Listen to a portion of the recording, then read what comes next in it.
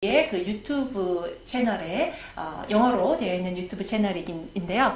그 채널에 왜 예수님은 십자가에 죽으러 오시지 않았는가, 성경적인 10가지 이유라는 그런 영상을 만드신 것이 있습니다. 그래서 그 영상의 내용을 오늘 한번 같이 이야기해보는 시간으로 신주씨를 모시게 됐는데요. 그러면은 1번부터 10번까지 한번 저희 짚어보겠습니다. 제가 읽어볼까요? 예수님은 죽으러 오시지 않았다. 십자가에 걸리기 위해서 오시지 않았다. 이유 1번. 수많은 구약 메시아의 예언들과 반대의 길을 가신 예수님, 이렇게 되어 있습니다. 좀 설명이 필요할 것 같은데요. 네. 그래서 그 구약에서는 네. 그 많은 예언들이 네. 있잖아요. 그렇죠? 지금 그 영상에서 나오고 있는 것 네, 같습니다. 네, 그 예언이 그 예언자들과 뭔가 천사들이런가 아니면 메신저라든가 네. 뭔가 많이 있지 않습니까? 그래서 그 구약에서는 그 대부분 그 예언들이 메시아는 영광의 왕으로 오신다. 그리고 그 영광의 왕이 이 메시아의 시대를 가지고 온다. 하늘에서 그렇게 말하나요? 네. 메시아닉 에이지라고 말하죠. 그리고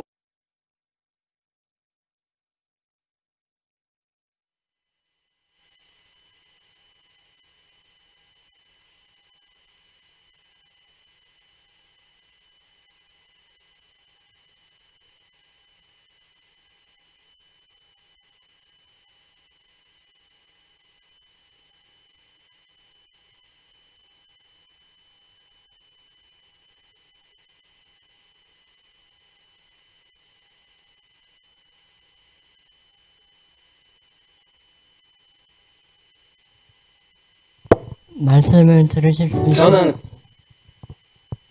유튜브를 알아보고 있겠습니다. 잠시 기다려 주십시오.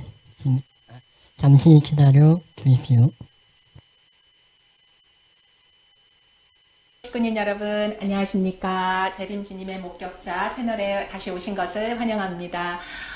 오늘은 여러분들이 정말 좋아하실 만한 특별한 손님을 모셨습니다.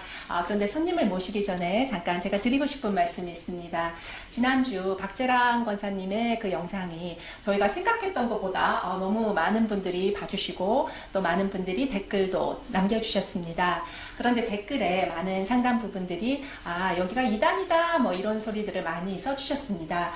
그런데 저희가 그런 것을 들었다고 해서 뭔가 뭐 온다든지 충격을 받는다든지 그러지 않습니다.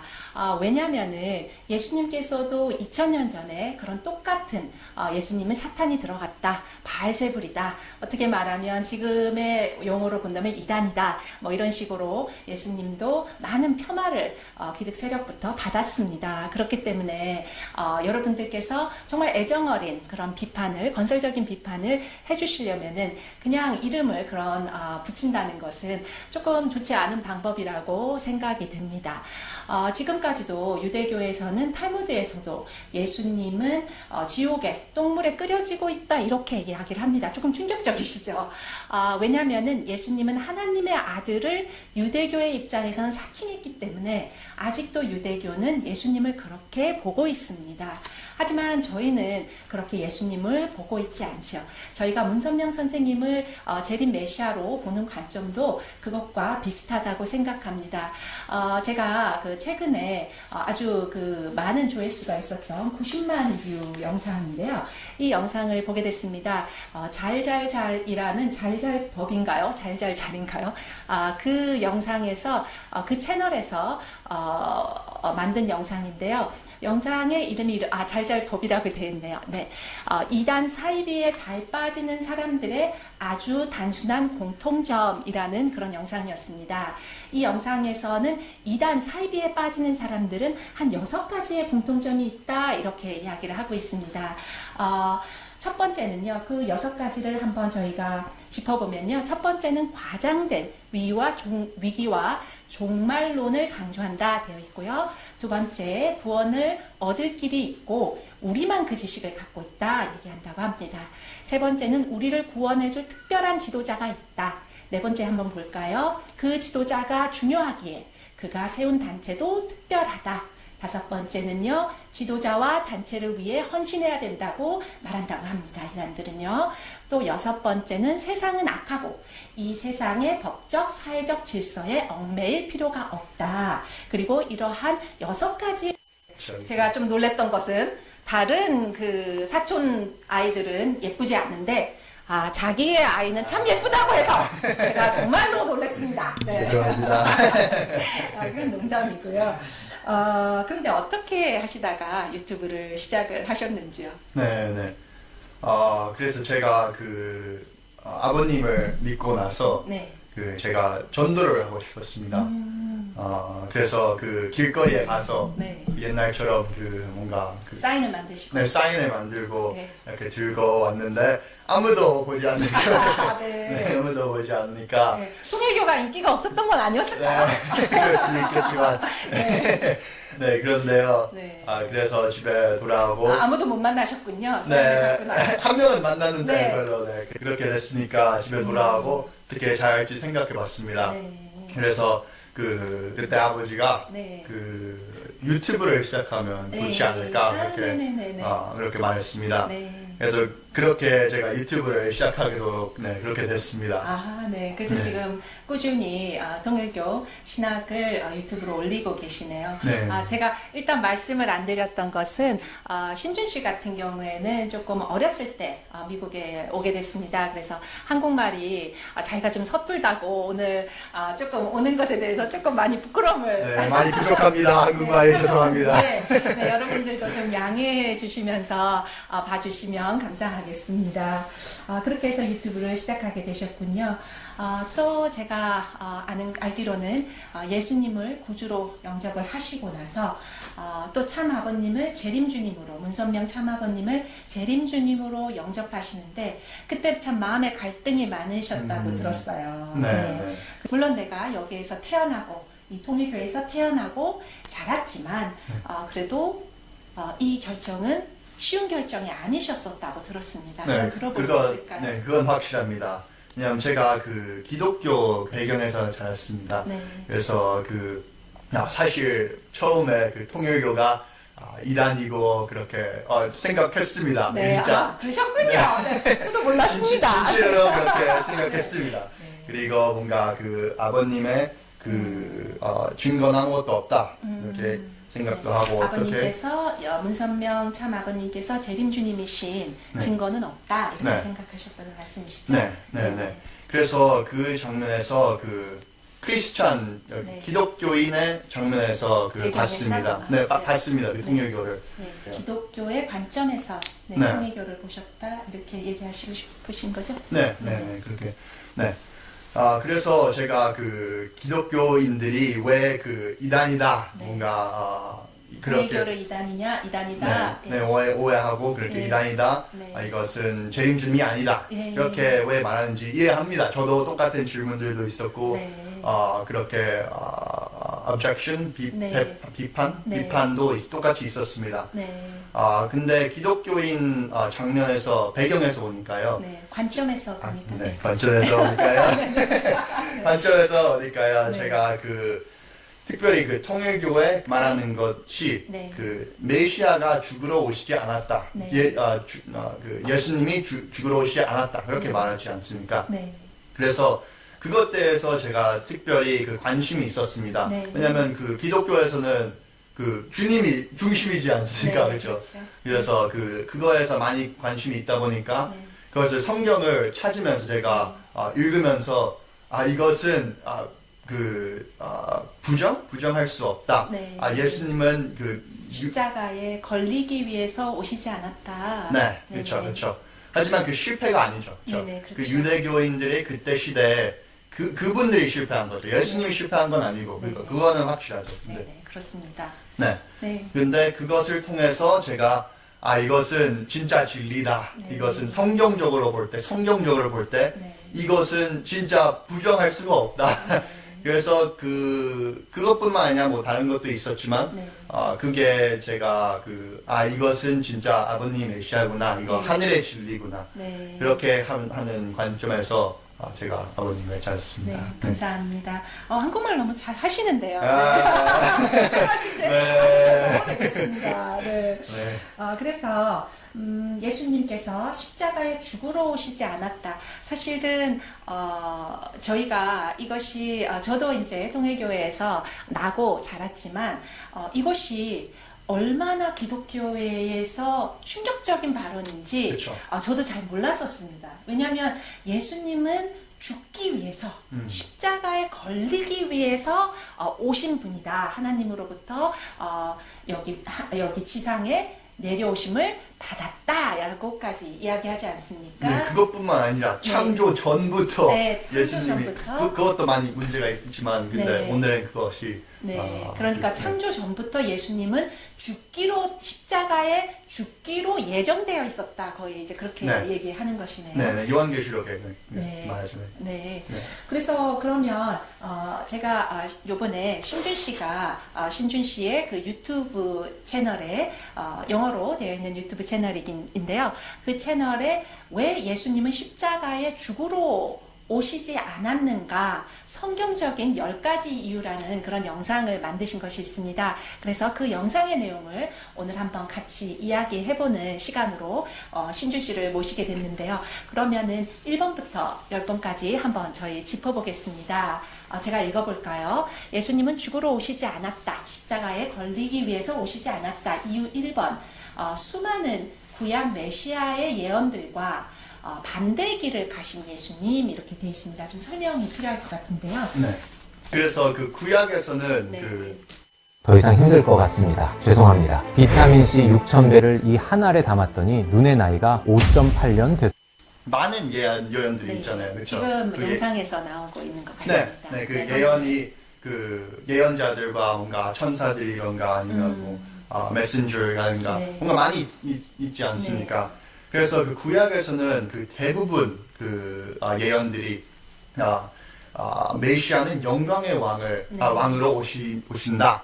그리고 그 영광의 왕이 이 메시아의 시대를 가지고 온다. 하늘에서 그렇게 말하네요. 메시아닉 에이지라고 말하죠. 그리고 그 이스라엘이랑 그 영원한 약속 이렇게 말하죠. 그 80개 예언들이 다시 한번 영상을 띄워주시겠어요? 그렇게 나옵니다. 왼쪽에 있는 것이 그러니까 구약에서 나오는 메시아에 대한 약속들인데 아주 빛나는 찬란한 영광의 왕, 만왕의 왕의 입장에서 오시는 예수님을 그리고 있네요. 근데 그 오른쪽에는 고난의 주님으로 오는 게 뭐 있지만 그렇죠? 이사야서 53장, 시편 22장 뭐 그런 거 있지만 그 이렇게 비교하면 한쪽이 완전히 그렇네요. 왼쪽이 오른쪽의 예언보다 확실히 대부분이라는 것을 알 수 있네요. 그러니까 예수님께서 지금 고난의 길을 가신 것, 십자가의 길을 가신 것은 구약의 예언과는 완전히 반대되는 길이라고 볼 수 있겠네요. 근데 예언들은 있지만 그것은 아마 이따가 나올 건데요. 저절로 그러면 이 다른 쪽은 어떻게 설명하느냐? 그건 이따가. 그것은 제일 마지막에 한번 이야기를 또 해보겠습니다. 그런데 또 랍비 토비아 싱어라는 분이 이것을 백업할 수 있는 그런 인용구도 있는데요. 한번 보시겠습니다. 제가 읽어보겠습니다. 기독교 메시아의 설명은 유대교에서 나오는 메시아의 설명, 즉 구약에서 나오는 것이죠. 설명과 완전히 다르다.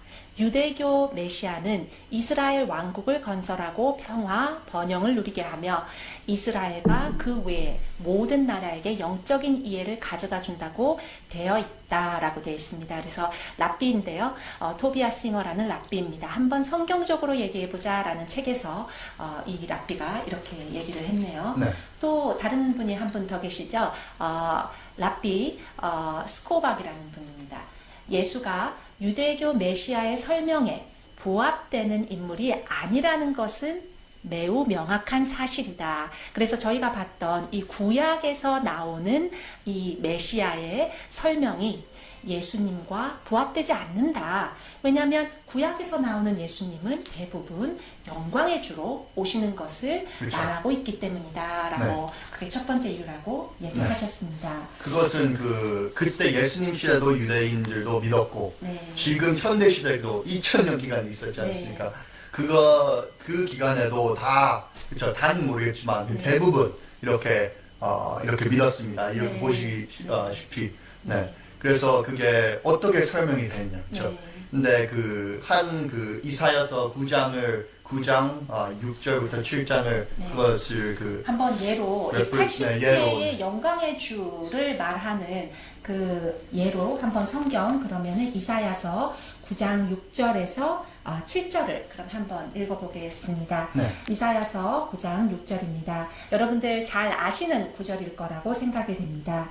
이는 한 아기가 우리에서 낳고 한 아들을 우리에게 주신 바 되었는데 그의 어깨에는 정사를 메었고 그의 이름에는 기묘자라 묘사라 모사라 전능하신 하나님이라 영존하시는 아버지라 평강의 왕이라 할 것이니라. 그 정사와 평강의 더함이 무궁하며 또 다윗의 왕자와 그의 나라에 군림하며 그 나라를 굳게 세우고 지금 이후로 영원이라고 되어 있네요. 정의와 공의로 그것을 보존하실 것이라. 만군의 여호와의 열심히 이를 이루시리라 라고 되어 있네요. 그러니까 유대인들이 볼 때는 이걸 예수님이 하지 않았으니까 그렇죠. 예수님은 진짜 메시아가 아니다라고 그렇게 보는 것이네요. 하지만 통일교회의 신학에서는 예수님은 죽으러 오신 것이 아니라 영광의 왕으로 오셨는데 그것을 그 시대의 유대인들이 불신함으로써 예수님이 영광의 주가 그 당시에 그 사람들의 이스라엘의 불신 때문에 이루어지지 못한 것이다 라고 되어 있기 때문에 그것이 유대인들이 보는 메시아상과 이제 같은 것이 되는 것이네요.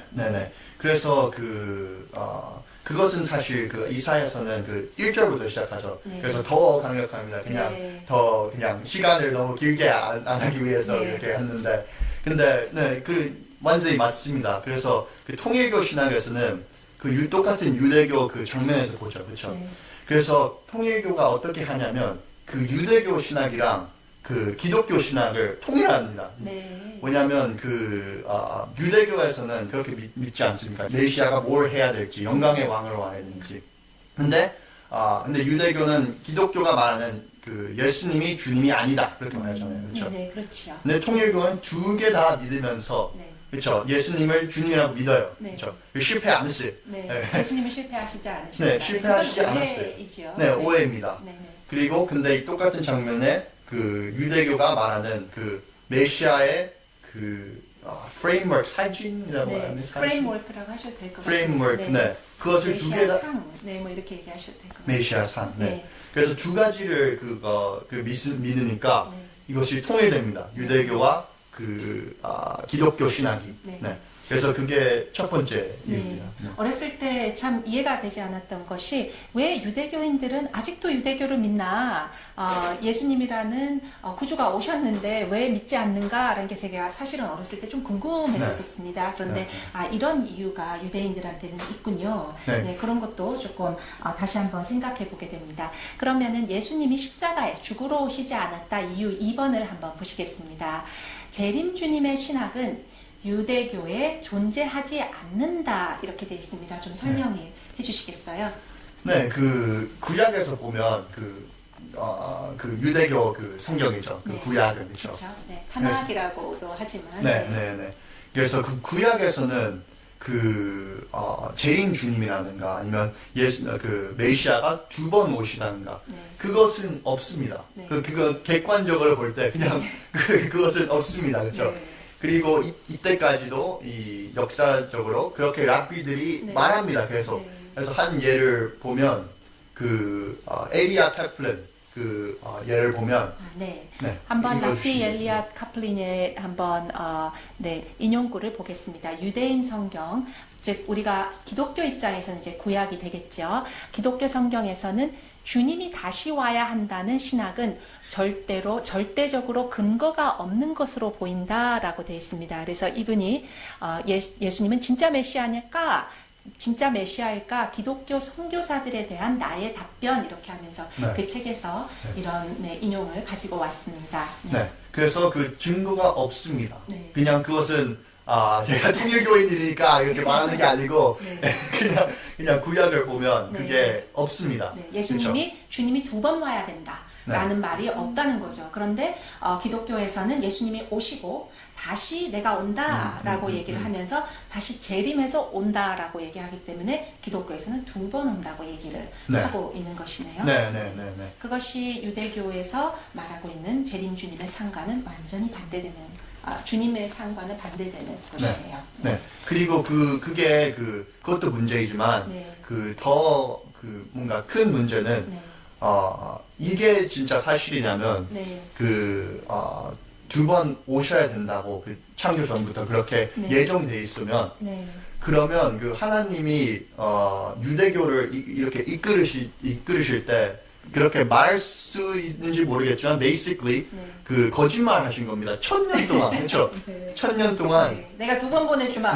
이렇게 하시지 않았는데, 주님을 한 번 보내주시겠다. 주님만 보내겠다고 하셨지, 2번 보내겠다고 하시지, 처음부터 안 하셨으면, 하나님께서, 실수를 하신 거가 되니까. 거짓말이나 그건 좀 셀 수도 있겠지만, 그래도. 말이 되지 않는 거죠. 앞뒤가 맞지 않는 것이죠. 왜냐면 이스라엘을 1000년 동안, 2000년 동안 아담부터는, 근데 준비시켰잖아요. 그렇죠. 뭔가 정치적인 것도 이렇게. 선민으로 키우셨죠. 선민으로, 하나님께서요. 그래서 이스라엘 국가를 만드시고 이렇게 키우셨잖아요. 근데 1000년 동안, 예언자들이 1000년 동안 이렇게 하나님의 말씀을 직접 이렇게 말하는 건데, 그 모든 예언들이 사실, 모든 예언들이 아니고 대부분 예언들이 진짜 2번째 오시는 주님으로 그렇게 생각한다면, 그렇게 말이 되나요? 2번째 오시는 주님으로 그게 예언이었다면, 그럼 하나님은 실수를 하는 게 아닌가. 그렇죠? 지금 왜 이렇게 말씀을 하시냐면요.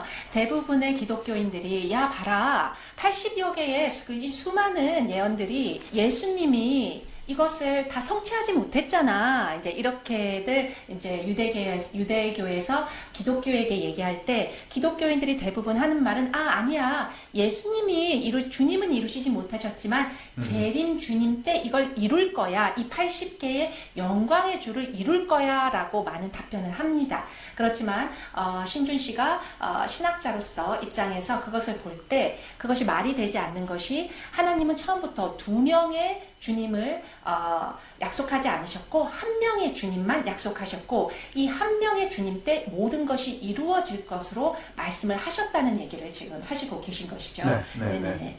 그래서 그게 2번째 이유입니다. 하나님이 도덕적인 문제도 있죠. 그것이. 그리고 구약에서는 그런 예언들 같은 게 없다. 재림 주님의 올 건지.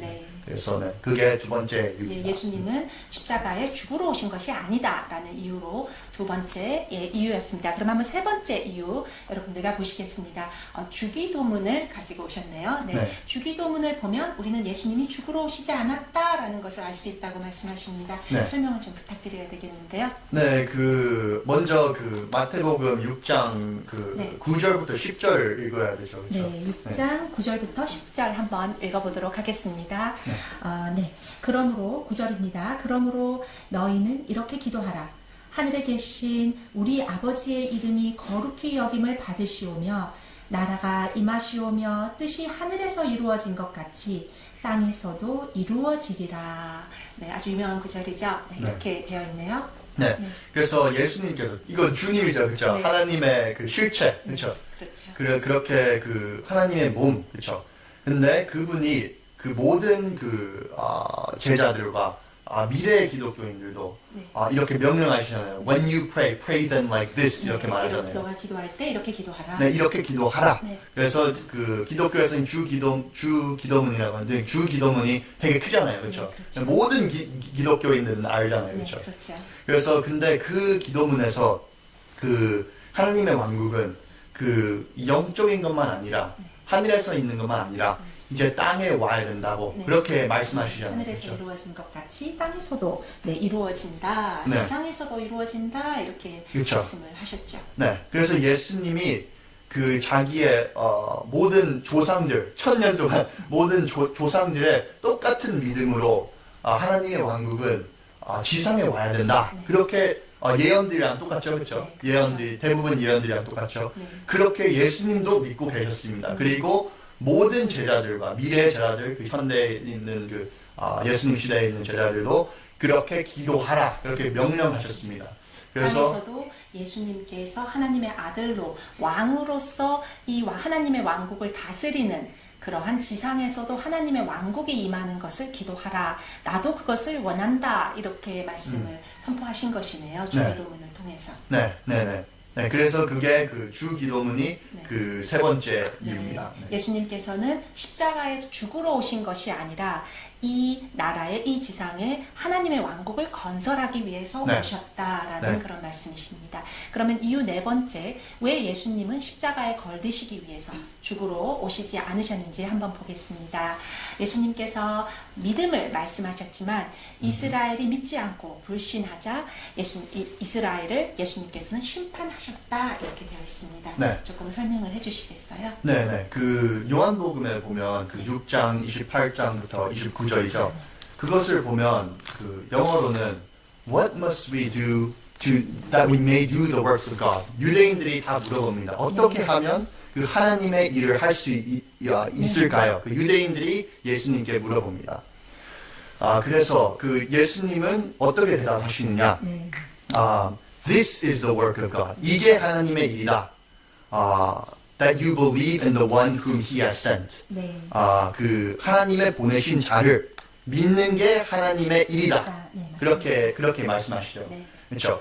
그래서 이것은 요한복음 6장 28절에서 29절이 되겠습니다. 네, 그렇게 말씀을 하시죠. 네. 네. 하나님께서 보내신 일을 믿는 것이 하나님의 일이다라고 말씀을 해주십니다. 네.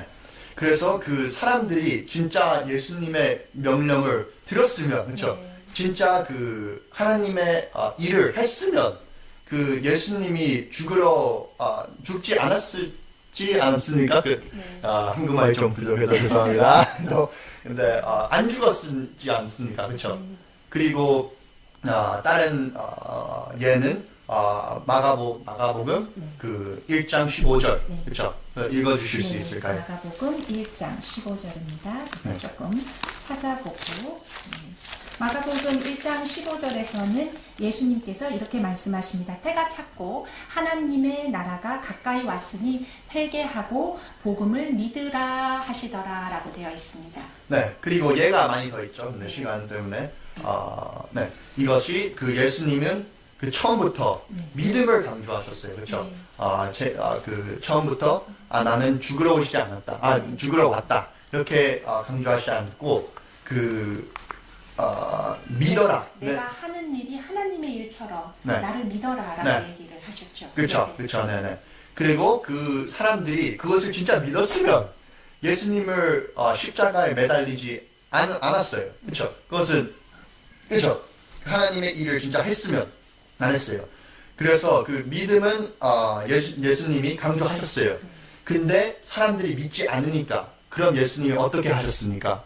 그러면 그 믿지 않았으니까 그래서 저주하셨습니다. 그 이스라엘 사람들. 불신하는 사람들을 저주하시면서 또 하신 말씀이 마태복음 12장 41절에서 42절에 나와 있는 것을 한번 읽어보도록 하겠습니다. 마태복음 12장 41절에서 42절입니다. 이 부분은 니느웨와 그리고 니느웨를 니누에가 일어나서 사람들을 정죄할 거다라고 되어 있습니다. 심판 때에 니누의 사람들이 일어나 이 세대의 사람을 정죄하리니, 그러니까 믿지 않는 사람들을 정죄한다는 이야기죠. 이는 그들이 요나의 전도를 듣고 회개하였음이거니와 요나보다 더 크신 이, 즉 예수님이 여기에 있으며 심판 때에 남방 여왕이 일어나 이 세대의 사람들을 정죄하리라 라고 얘기하시면서 솔로몬보다 더 큰 이, 즉 예수님께서 여기에 있다라고 얘기하셨습니다. 네. 그래서 그 니느웨 그 사람들이 그 저주를 하는 거잖아요. 그렇죠? 실패했으니까 이제 너희들은 저주를 받겠다. 그래서 니느웨 사람들이 이때 말세 저주를 하겠다. 그리고 이스라엘을 저주할 거다. 그렇죠. 네.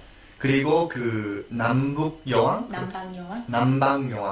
그분도 그 실패했으니까 이스라엘이 그래서 저주할 거다. 그렇죠?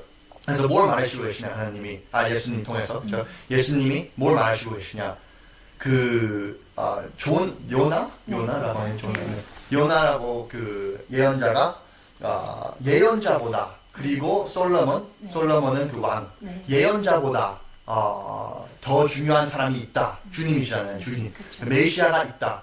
그리고 그 왕들보다 더 위대한 그 왕 중의 왕이 있으시다. 하지만 이분들이 그 요나하고 솔로몬을 믿었으면 너희들도 믿어야 된다 나를. 왜냐면 나는 훨씬 더 위대한 사람이다. 그렇죠? 메시아니까 하나님의 본체이시니까요. 그렇죠? 그래서 그 너희들은 믿어야 된다. 그래서 또 강조하시잖아요. 믿음을. 그렇죠? 그리고 그 안 믿었으니까 이제 그 니느웨 사람들과 그분들이 이제 저주할 거다. 그렇죠? 그렇게 나오죠. 그리고 이 요한복음 5장에서도 모세가 너희들 저주할 거다. 이렇게 나오죠. 그렇죠? 모세는 그 구약에서는 제일 높은 분이잖아요. 그렇죠?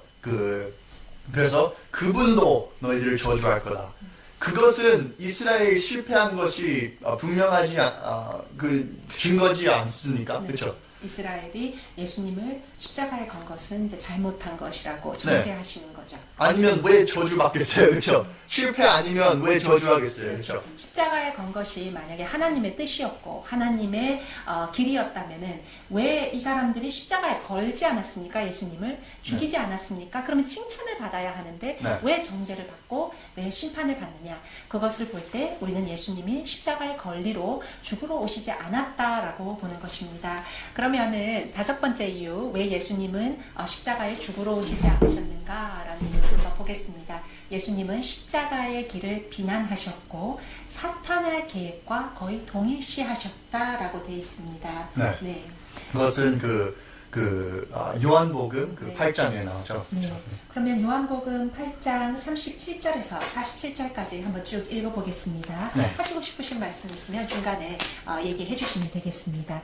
요한복음 8장 37절입니다.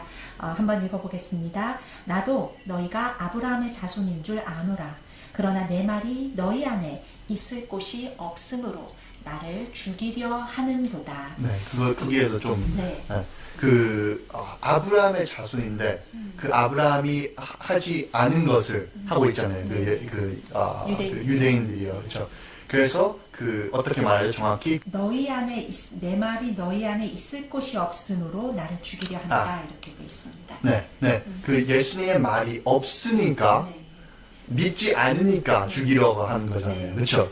그렇죠? 그래서 예수님의 말을 들으면 안 죽는 거잖아요. 그렇죠? 그렇게 볼 수 있군요. 그렇죠. 그것은 그냥 딱 그렇게 나오잖아요. 너희가 내 말을 믿었다면은 너희가 나를 죽이려고 하지 않을 거다.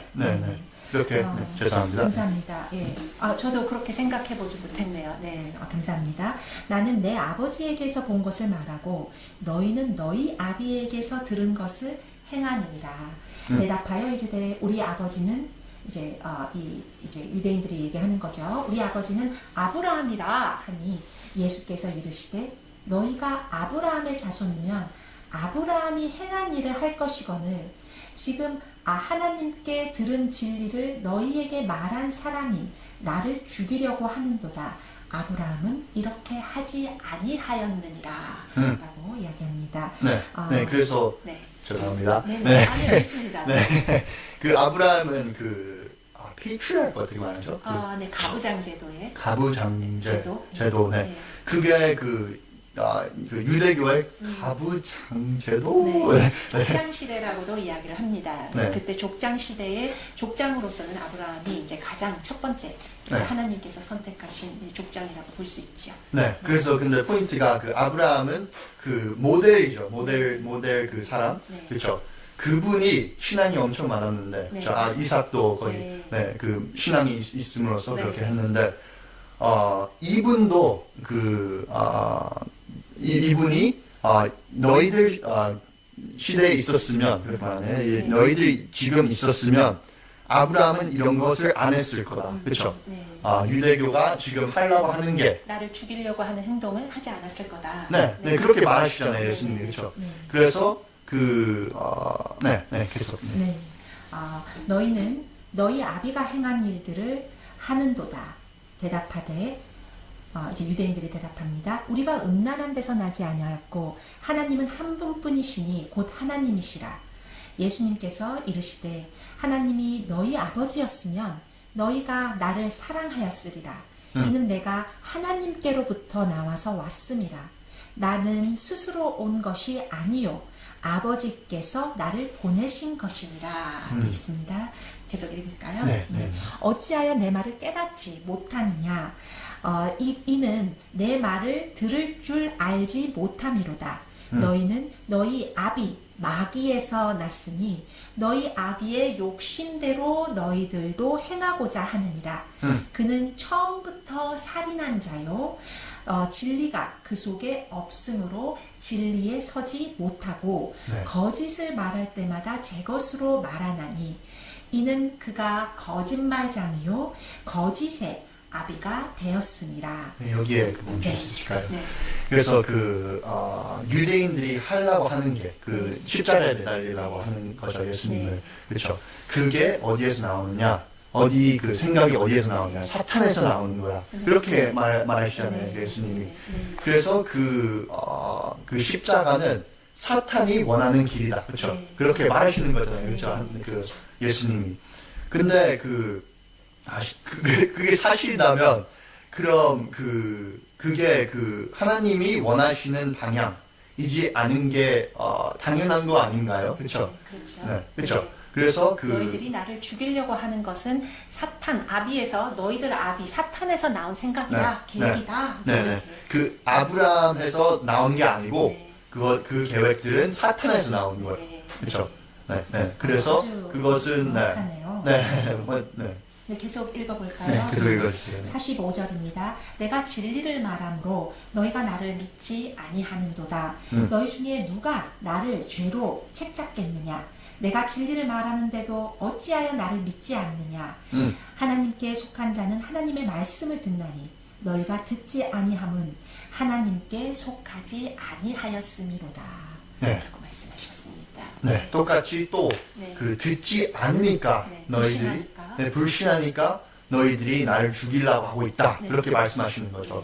그래서 그리고 이 작전은 이렇게 말하나요? 이 작전은 아브라함에서 온 게 아니고 신앙의 모습으로 온 게 아니고 이것은 사탄의 하나님의 적에서 오는 거다. 이것이 그 십자가의 길이다. 그렇게 말하시는 거잖아요. 내 말을 안 들으니까 사탄 말을 듣고 나를 십자가에 매달리라고 한다. 그래서 너희들은 아브라함이 아버지가 아니다. 그렇게 말씀하시는 거잖아요. 그래서 그게 한 포인트만 더. 그래서 the Ninevites, 니느웨. 네. 그리고 Queen of the South, 네, 남방 여왕, 네. 모세, 그리고 아브라함. 네. 이 네 분들이 다 저주할 거다. 네, 너희들을 저주할 거다. 네. 그분들이 여기 있었으면 나를 받아들였을 거다. 네. 그리고 이분들이 모범이니까 네. 따라야 된다는 그런 그런 너희들 나를 믿지 않아도 그 사람들은 믿지 않니? 근데 그 사람들은 날 따랐을 거야. 네. 이렇게 네. 얘기하시는 거죠. 그리고 안 믿었으니까 그분들이 너희들을 저주할 거다. 네. 그것은 확실하지 않으니까 예수님이 죽으러 오시지 않았다는 그 증거가 예수님의 입으로 그렇게 지금 말씀을 하시고 계신 것이죠. 사탄의 작전이라고 말하시거든요. 네. 그래서 그게 다섯 번째였던가요? 네, 다섯 번째 이유였습니다. 정말 그렇게 생각하면 정말 마음이 아플 것 같아요. 예수님의 입장을 생각하면 아무리 자신이 하나님의 아들로 나를 믿어라 라고 얘기를 하시는데 이 많은 사람들이 믿지 않을 때 그렇게 예수님께서 말씀하실 때 그 예수님의 심정은 어떠셨을까라는 생각을 또 다시 한번 해보게 됩니다. 그럼 여섯 번째 이유입니다. 예수님께서 왜 통일교회에서는 죽으러 오시지 않았다고 믿을까요? 왜냐하면 예수님께서 읽으신 이사야서 구절 때문이다 라고 되어 있습니다. 네. 조금 설명을 해주실까요? 네, 누가복음 4장이라고 하는 chapter 4는 4장 17절부터 21절까지 읽어주시면 좋겠습니다. 네, 그러면 한번 읽어보도록 하겠습니다. 네. 예수님께서 이제 누가복음 4장 16절부터 한번 읽어보겠습니다. 16절부터 20절까지 한번 읽어보겠습니다. 예수께서 그 자라나신 곳 나사렛에 이르사 안식일에 늘 하시는 대로 회당에 들어가사 성경을 읽으려고 서심해 선지자 이사야의 글을 드리거늘 책을 펴서 이렇게 기록된 데를 찾으시고 기록된 데를 이렇게 넘기시고 의도적으로 그 부분을 찾으셨네요. 찾으시고 곧 말씀 읽으십니다. 주의 성령이 내게 임하셨으니 이는 가난한 자에게 복음을 전하게 하시려고 내게 기름을 부으시고 나를 보내사 포로된 자에게 자유를 눈먼 자에게 다시 보게 함을 전파하여 눌린 자를 자유롭게 하고 주의 은혜의 해를 전파하게 하려 하심이라 하였더라. 책을 덮어 그 맡은 자에게 주시고 앉으시니 회당에 있는 자들이 다 주목하여 보더라 라고 되어 있습니다. 네. 그래서 그 두 가지 포인트가 있습니다. 이것에서. 그래서 그 첫 번째 포인트는요. 그 예수님이 고르신 그 구약 예언. 이사야서에서 고르신 부분이요. 그것은 이사야서 61장 1절부터 2절입니다. 그래서 근데 예언은요. 그 메시아가 오고 나서 메시아의 시대, 메시아닉 에이지 이렇게 말하는 메시아의 시대를 가져온다. 그렇게 그 예언이 있습니다. 그게 61장 그 예언입니다. 그리고 그것이 어떻게 더 증거가 되느냐? 그 60절, 그 이사야서 60장 그리고 62장 그것도 똑같은 그 메시아가 올 때 메시아의 시대는 어떨 것이냐. 그것은 아까 말씀하셨던 이유 1번에 들어가는 그 메시아의 설명의 그 만왕의 왕, 영광의 왕 그 부분과 겹치는 부분이 되네요. 네, 그래서 그 특별한 그 구절이 영광의 왕으로 오신다. 그런 구절이잖아요. 그것은 그 예수님이 1000년 동안 자기 조상들이랑 똑같은 믿음이 있었다. 그렇죠? 그리고 그게 첫 번째 포인트고요. 이거에 대해서 두 번째 포인트는요.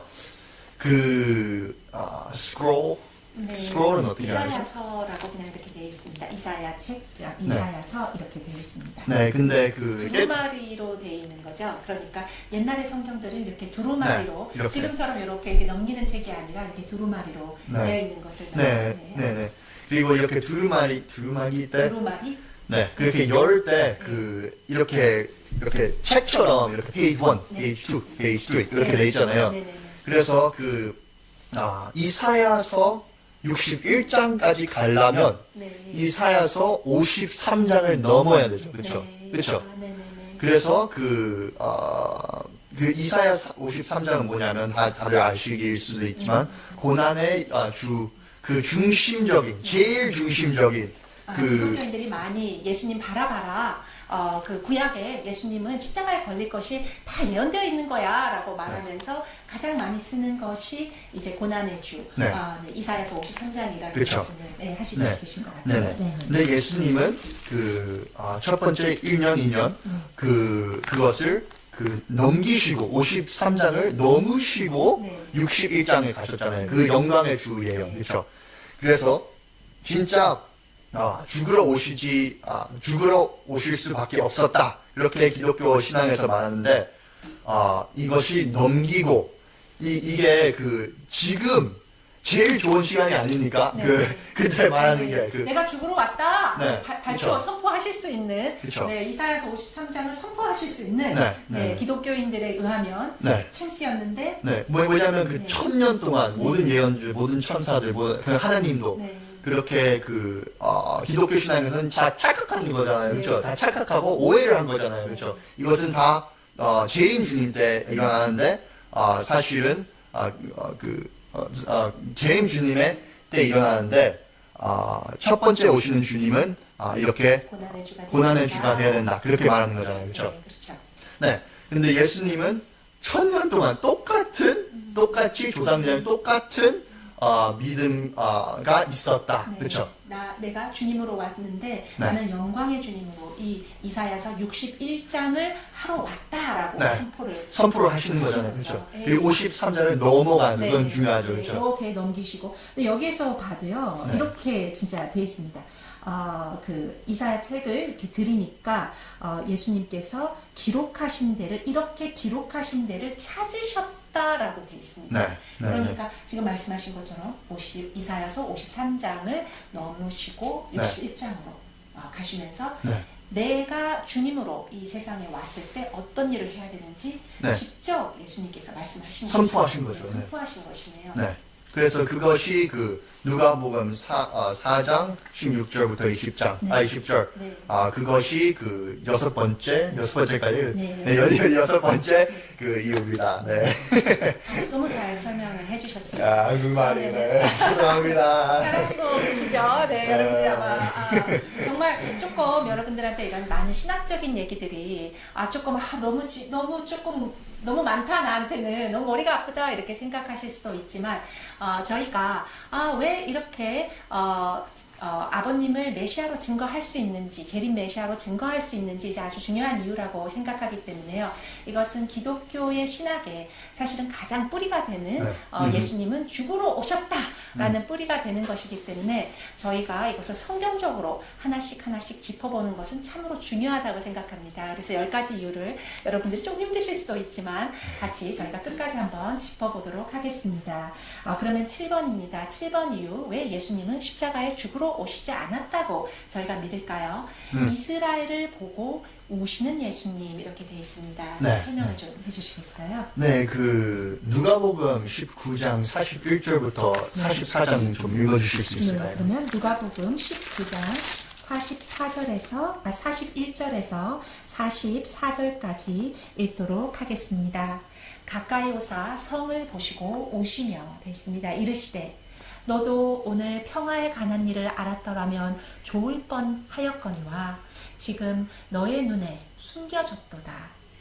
날이 이를지라 너의 원수들이 토둔을 쌓고 너를 둘러 사면으로 가두고 또 너와 및 그 가운데에 있는 너의 자식들을 땅에 메어 치고 돌 하나도 돌 위에 남기지 아니하리니 이는 너가 보살핌 받는 나를 알지 못함을 이남이니라 하시니라 라고 되어 있습니다. 네. 그래서 예수님은 자기가 평화를 가지고 오고 싶었는데, 그쵸? 첫 번째로 그렇게 말하시죠. 평화를 가지고 싶었는데, 이스라엘이 자기 시간을 몰랐으니까, 영어로는 because you did not know the time of their visitation, your visitation. 그렇게 나오죠. 내가 오는 날을 너희들이 알지 못했기 때문에. 네. 그래서 너희들은 저주받을 거다.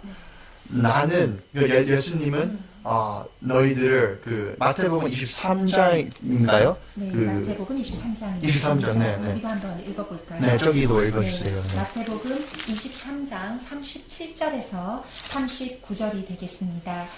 네, 읽어보겠습니다. 예루살렘아, 예루살렘아, 선지자들을 죽이고 너에게 파송한 자들을 돌로 치는 자여, 암탉이 그 새끼를 날개 아래에 모음같이 내가 너의 자녀를 모으려 한 일이 몇 번이더냐. 그러나 너희가 원하지 아니하였도다. 보라, 너희 집이 황폐하여 버려진 바 되리라.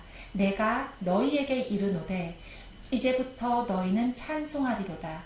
주의 이름으로 오시는 이여 할 때까지 나를 보지 못하리라 하시니라 라고 되어 있습니다. 네, 그래서 예수님은 그 암탉처럼 자기 병아리들을 자기 그 품에 안기고 싶었다. 그렇죠. 품고 싶으셨죠. 품고 싶었다. 근데 너희들이 나를 배반하니까 그것을 못했다. 그렇게 말씀하시는 거잖아요, 그렇죠? 그리고 그리고 그것에 따라서 너희들은 너의 책임을 못했다. 그렇게 말씀하시는 거잖아요, 그렇죠? 네, 그리고 너의 시간을 몰랐다. 나는 평화를 가지고 오고 싶었는데, 근데 너희들이 나를 배신하니까, 그렇게. 여기에서는 선지자들을, 그리고 너희들에게 파송된 자들을, 선지자들을 돌로 죽였다라고 얘기를 하시면서, 또 예수님을 죽이려고 하시는 것에 대한 책망을 하시는 것도 나오네요. 그러네요, 네. 그래서 그것이, 선지자는 죽이는 건 나쁜 거잖아요, 그렇죠? 선지자를 죽였던 왕들은 많은 저주를 다 받았지요. 그렇죠. 네. 그리고 하나님의 뜻은 성경에서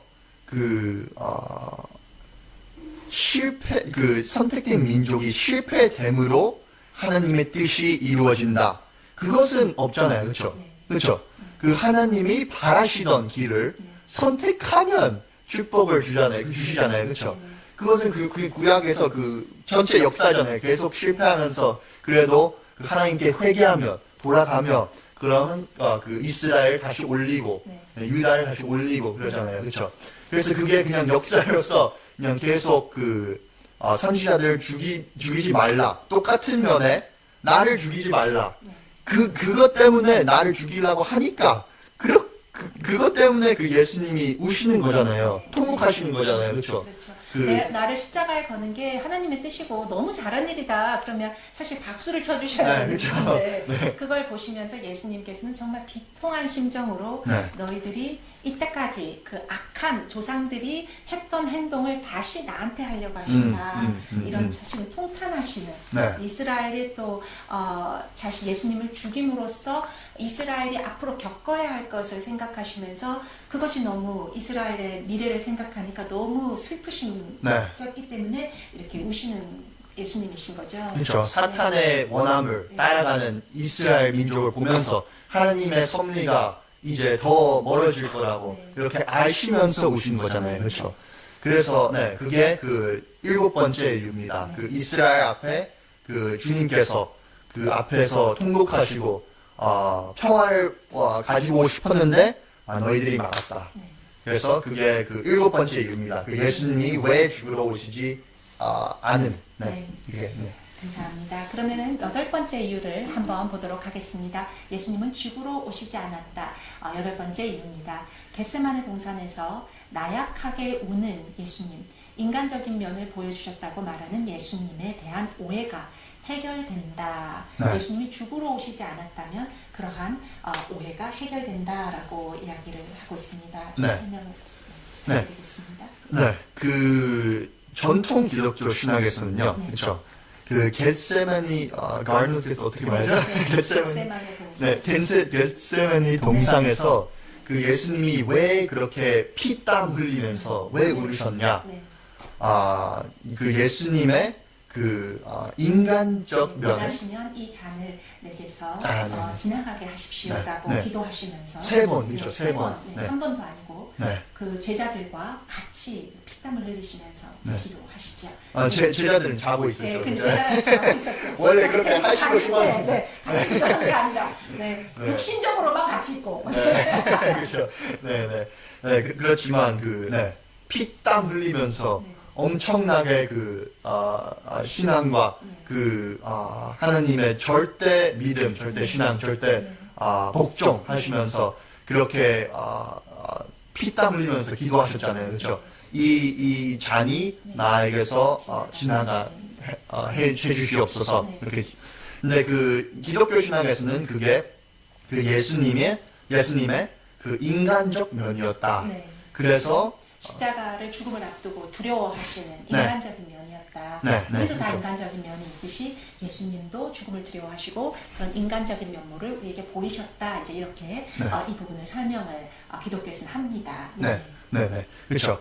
그래서, 하지만, 그 예수님은 그 요한복음 10장 그 30절에서 보는데, 그 하나님과 통일한 분이시잖아요. 그렇죠. 완전히 통일하시고, 하나님의 마음을 자기가 완전히 느끼고, 자기 마음처럼. 나와 아버지는 하나이니라라고 요한복음 10장 30절에 그렇게 예수님께서 말씀을 하시지요. 네. 근데 그분께서, 그렇게 하나님과 완전히 통일된 분이 어떻게 그렇게, 제일 중요한데. 십자가가 정말 하나님의 뜻이고 예정되어 있었다면, 네. 가장 정말 중요한 순간에, 네. 이렇게 춤을 추시면서, 네. 이제 십자가에 하나님의 길을 갈 수 있다, 이렇게 하지 않으시고, 네. 그렇죠. 이 잔이 지나가게 하십시오. 네, 3번. 네. 3번 하시면서, 이제 피땀을 흘리셨다. 네. 근데 네. 말씀하시네요. 네. 그것이 맞지 않죠. 그렇죠. 뭔가 이상하지요. 네, 예수님의 그 절대적인 신앙인 그 성품. 네. 그리고 근데 예수님이 그 신앙을 잃고 있었다. 그건 네. 잘 맞지 않죠. 그렇죠. 네. 그리고 누가복음 22장인가요? 네. 읽어주실 수 있을까요? 누가복음 22장 40절에서 42절이 되겠습니다. 그곳에 이르되 이제 겟세마네 감난산에서 기도하시는 부분입니다. 그곳에 이르러 그들에게 이르시되 유혹에 빠지지 않게 기도하라. 여기에서 그들이라는 것은 예수님의 제자들을 얘기하고 있습니다. 유혹에 빠지지 않게 기도하라 하시고 그들을 떠나 돌 던진 만큼 가서 무릎을 꿇고 기도하여 이르시되 아버지여 만일 아버지의 뜻이거든 이 잔을 내게서 옮기시옵소서. 그러나 내 원대로 마옵시고 아버지의 원대로 되기를 원하나이다 하시고라고 되어 있습니다. 네. 근데 기독교 그 전통적인 신앙에서 관점에 보면 네. 그 40절인가요? 40절에 그 제자들한테 너희들은 temptation 유혹에 빠지지 말라 그렇게 명령하시잖아요. 근데 그 42절 보면 네. 그 다음 문장 그렇죠. 예수님의 다음 네. 다음 말이 네. 그 기독교 신학에서는 전통적인 기독교 신학에서는 그때는 유혹에 빠지고 있었다. 네. 그렇죠. 그래서 인간적으로 생각해 버리셨다 십자가. 네, 그렇죠. 근데 그 전 말이 그 전 문장이 네. 그 유혹에 빠지지 말라. 네. 그게 인간적으로 이걸 보지 말라. 네. 인간적인 것으로 생각하면서 기도하지 말라. 네. 이렇게 말씀하셨는데 예수님이 그 다음 다음 문장에 문장에 인간적인 면으로 빠지셔서 그렇죠. 십자가가 두려우시고 네. 죽는 네. 게 싫으시고 네. 네. 그렇죠. 하나님 나 살려주세요. 네. 이런 면이 됐다고 얘기하시는 거네요. 네. 그것이 맞지 않죠. 네, 그렇죠. 그래서 바로 상충되는 네. 예수님의 행동이 되는 것이네요. 네. 그래서 그 다음 문장이 그렇게 진실로 그렇게 됐다면 네. 그게 진실로 하나님의 완전히 통일한 분이실까? 네. 이분이 진짜 martyrs 어떻게 말해요? 순교자들 모든 순교자들이 기독교 역사에서 엄청난 아름다운 사랑으로 그 죽음까지 각오하고 예수님을 따르자 그렇게 믿고 죽음까지도 그렇게 가셨잖아요. 모든 그 역사에 동안 많잖아요, 그렇죠? 폴리카르프, 위클리프, 존 퍼스 많잖아요, 그렇게 그렇죠? 그래서 그분들이 진짜 예수님보다 신앙이 더 많았을까, 네. 그렇죠? 네. 무슨 말 하시는지 아시는 예, 충분히 이해를 하고 있습니다. 네. 왜냐하면 예수님께서 하나님의 아들로서 완전하신 분으로서 오셨는데 네. 그런데 어떻게 기독교 순교자들보다 네. 더 신앙이 없을 수 있느냐 네. 이제 이런 말씀을 하시는 거죠. 네. 그러면 통일교회에서는 이것을 어떻게 설명을 하나요? 네. 그래서 그 예수님이 죽으러 오시지 않았다. 네. 그런 그 아이디어가 있으면요. 네. 그런 그 논리가 네. 있으면 그 문제가 해결돼요. 네, 어떻게 해결이 되나요? 네. 왜냐면 이것이 자기가 신앙 잃기 때문에 네. 잃었기 때문에 우시는 게 아니라 피땀 흘리면서 우시면서 빌고 원하는 게 아니라 하나님의 섭리가 어떻게 말해요? 연장될 거고 그리고 그 이스라엘에 대한 걱정, 그렇죠? 이스라엘이 이제 저주받을 거니까 걱정, 그렇죠? 그리고 그 제자들 위해서 걱정, 그렇죠? 사랑의 마음으로 이렇게 통곡하시고 피땀을 흘리시는 거, 그죠? 꼭 이 길이 아니시기를 바라시는, 네. 이 길을 꼭 이 길을 만약에 간다면 더 힘든 이스라엘이 될 것이고 저주받는 이스라엘이 될 것이고 그것을 아시니까 통탄하시고 비통해 하시면서 피땀까지 흘리시는 네. 그래서 그 예수님이 죽으러 오시지 않았다고 믿으면 이 문제가 그 예수님의 신앙이 그 제일 중요한 때 흔들렸다. 그것이 설명이 되죠. 없지요.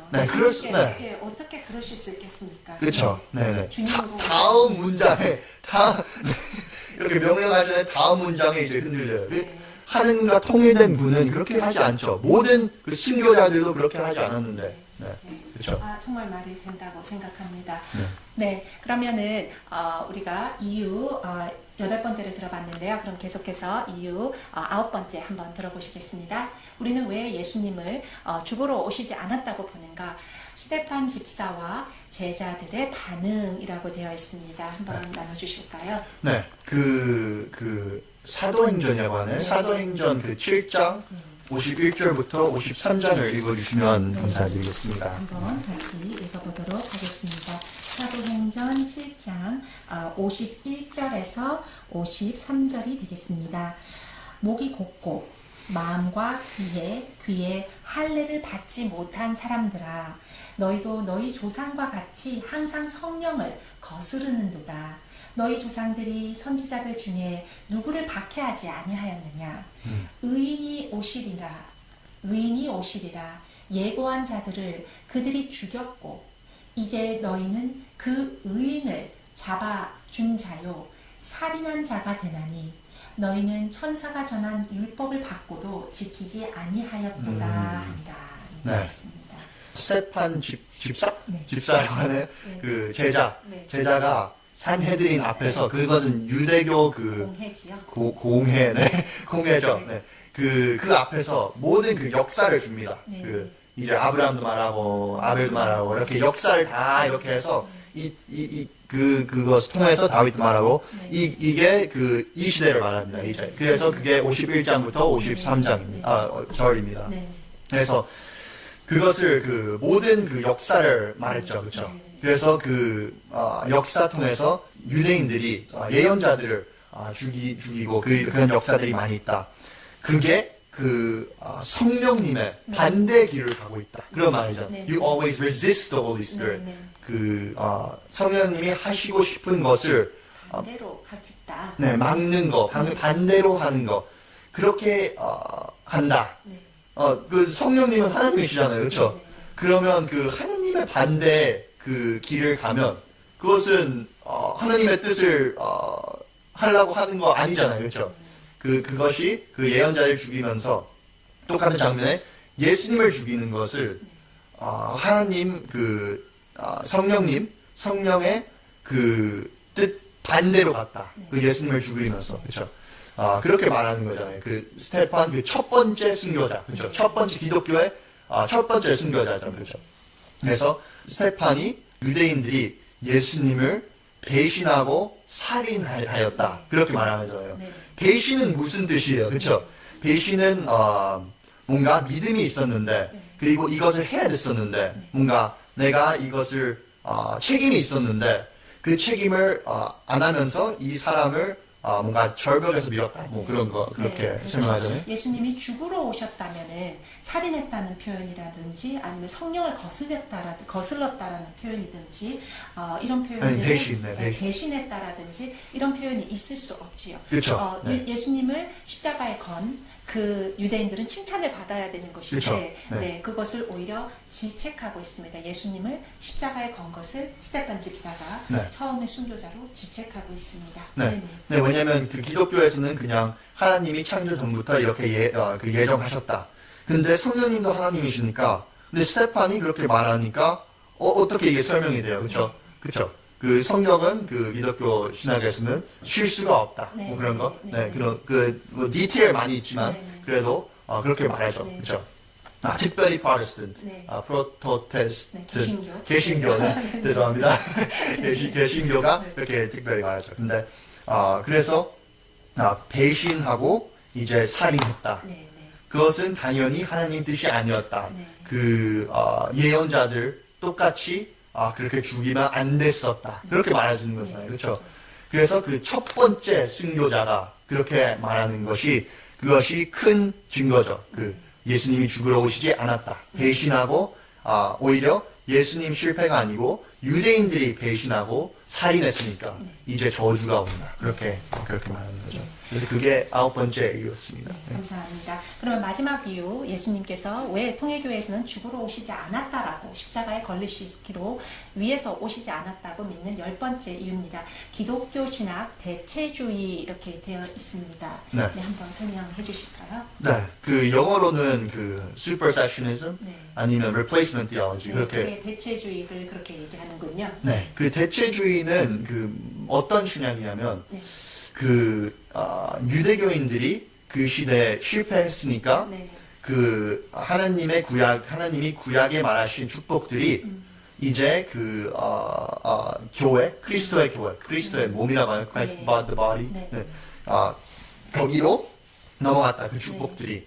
네. 근데 그러니까 유대교가 선민으로 한때는 지정이 됐었는데 이제 그것이 이제 유대교가 더 이상 그 복을 갖지 못하고 그리스도의 몸인 그리스도의 몸인 기독교의 교회로 넘어왔다. 이제 이렇게 보는 신학이라고 생각이 될까요? 네, 그게 맞습니다. 네, 그래서 그게 많은 증거가 있지만 그 한 예를 보면요, parable of the talents 어떻게 말하죠? 그러니까 포도원의 비유라고 보실 수 있겠습니다. 포도원의 비유. 네, 포도원의 비유. 네, 그것은 그 마태복음도 있고 마가복음도 있고 누가복음도 있잖아요, 그렇죠? 그래서 그 스토리는 어떤 스토리냐면 주인이 있습니다. 한 주인이 그 주인이 포도원을 자기가 자기 겁니다. 그래서 그 주인이 어떤 날에 그 멀리 어떤 나라에 가야 돼요. 뭔가 그래서 그 빌려주는 농부 소작농들에게 그렇게 빌려줍니다.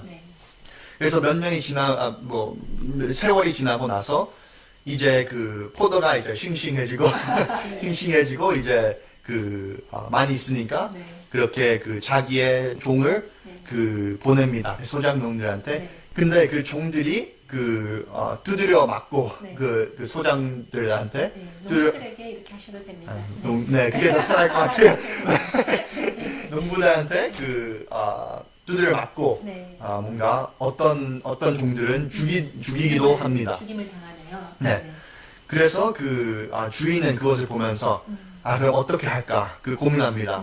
그래서 그럼 내 아들을 보내자. 그러면 확실히 내 아들은 존경할 것이고 확실히 안 죽일 것이다. 그렇게 생각하고 아들을 보냅니다. 그래서 근데 농부자들이 이 아들을 보면서 이것은 그 후계자다. 이 포도원의 후계자다. 그럼 이 사람을 죽이면 포도원이 우리 것이 될 것이다. 그렇게 생각하면서 아들을 잡아요. 잡고 죽이죠. 그렇죠? 죽이죠. 그래서 그게 스토리예요. 그래서 그 스토리에서는 다 아시겠지만 이것이 마태복음 21장 33절에서 이제 40절까지 나오는 포도원의 비유를 얘기를 지금 해주셨습니다. 네. 그리고 상징적으로 주인은 하나님이죠. 그렇죠? 포도원은 이스라엘 백성들 아니면 그냥 이스라엘. 그리고 농부들은 리더들, 바리새인들인가 아니면 사두세인들 그런 사두개인들, 그리고 뭔가 리더들, 그렇죠? 그분들이고 그리고 당연히 아들은 예수님이고, 그렇죠? 예수님이고 그리고 종들은 예언자들, 그렇죠? 그렇죠? 그리고 끝에 상징적으로는 그렇게 의미하는데 끝에 예수님이 그럼 바리새인들한테 물어봐요. 그럼 이 주인은 어떻게 해야 되느냐? 그리고 바리새인들이 대답해요. 한국말로는 잘 모르겠지만 He will put those wretches to a miserable death. 그 악한 자들을 진멸하고 포도원은 제때에 열매를 바칠 만한 다른 농부에게 새로 줄지어다라고 마태복음 21장 41절에 그렇게 되어 있습니다. 그것은 바리새인들이 말하는 거죠, 그렇죠? 이 사람들은 나쁜 사람들이네요. 그 사람들은 다 죽여야 돼요, 진멸해야 돼요. 그렇죠. 얘기하고 다른 사람한테 뭐 이 포도원을 잘 걷고 다른 사람들한테 줘야겠네요. 네. 라고 얘기하고요. 네. 그래서 예수님은 그 판결을 네. 동의합니다. 네. 그래서 Therefore I tell you, the kingdom of God will be taken away from you and given to a people producing its fruits. 그렇게 말하시죠. 이 43절에. 네, 그러므로 내가 너희에게 이르노되 하나님의 나라를 너희에게 빼앗기고 너희는 빼앗기고 그 나라에 열매 맺는 백성이 받으리라 이렇게 돼 있습니다. 네. 그래서 그것이 한 증거죠. 그렇죠? 네. 그리고 이건 조금 사이드 포인트지만 네. 하나님의 왕국은 빼앗겼죠. 네. 근데 원래는 그 유대인들의 하나님의 왕국이 이쪽에 와야 됐어요. 네. 그렇죠? 근데 실패함으로 말미암아 이게 빼앗겼어요. 그리고 다른 사람한테 축복을 줄 거예요. 그렇죠? 그게 그 그리스도의 몸인 그 교회죠. 그렇죠? 네. 그래서 이것이 전체가 대체 신학이라고 이야기하는군요. 네, 이 예가 되게 유명한 서포트 준 거죠. 근데 많이 있어요. 그 fig tree 어떻게 말하죠? 무화과나무의 비유. 네, 그것도 있고 뭔가 많이 있어요. 네. 하지만 그 한 예로 이렇게 설명을 하는데요. 네. 전통적 기독교 신학에서는 그것이 말이 안 되죠. 네. 뭐냐면 죽으러 오셨을 수밖에 없었잖아요. 그렇죠? 네, 그렇죠. 오셨다. 죽으려고 오셨다. 네. 네. 그래서 사실은 그게 맞다면 유대인들은 하나님의 일을 했어요. 네. 그렇죠? 하나님의 일을 했어요. 네. 죽이셨잖아요. 그렇죠? 죽였잖아요. 그래서 하나님이 일을 했어요. 근데 이게 맞지 않는 거예요. 왜냐면 예수님은 저주를 하세요. 네. 그리고 예수님이 예루살렘 앞에 우셨을 때 그 저주도 하시잖아요. 그 저주가 70년도에 네. AD 70였던 거예요. 네. 70년도. 네. 네, 70년도에 그게 예언이 실체화됩니다. 네. 그리고 그것뿐만 아니라 135년도에 그렇게 예루살렘 성이 완전히 박살이 났지요. 네. 그래서 그래서 유대인들은 다 다이아스포라로 네. 전 세계에 흩어지게 되는 그런 저주를 맞게 되지요. 그렇죠. 네네. 하지만 전통적인 기독교 신학은 이건 설명이 안 되죠. 그렇죠. 네. 그래서 이 아이디어만 네. 이렇게 오면 네. 이게 설명이 되죠. 네, 그렇죠. 예수님이 만약에 죽으러 오시지 않았는데 이 소장농들이 이 주인의 아들을 죽이지 않아야 했던 것처럼 네, 그렇죠. 그렇게 되면은 만약에 예수님이 죽으러 오셨다면은 이 스토리 전체와 대체 신학이 말이 되지 않는 것이죠. 네. 그렇죠. 그렇게 볼 수 있겠습니다. 그래서 이렇게 뭐 더 많은 이유들이 있겠지만 제가 10가지 이유 더 비디오를 한 개 더 만들 겁니다. 그렇습니다. 그러면 그래서 한 소대를 해보도록 하겠습니다. 플러그를 하겠습니다. 그럼 다시 한번 더 모셔보도록 하겠습니다. 이렇게 10가지 이유로 10가지 이유로 예수님께서 왜 통일교회에서는 죽으러 오시지 않으시고 영광의 주로 오셨는데 이스라엘 백성들의 불신으로 인해서 예수님께서 이 십자가에 걸리시게 됨으로써 이 많은 일들이 일어나게 되었다라는 이런 지금 논점으로 신학적인 논점으로 말씀을 해주셨습니다. 성경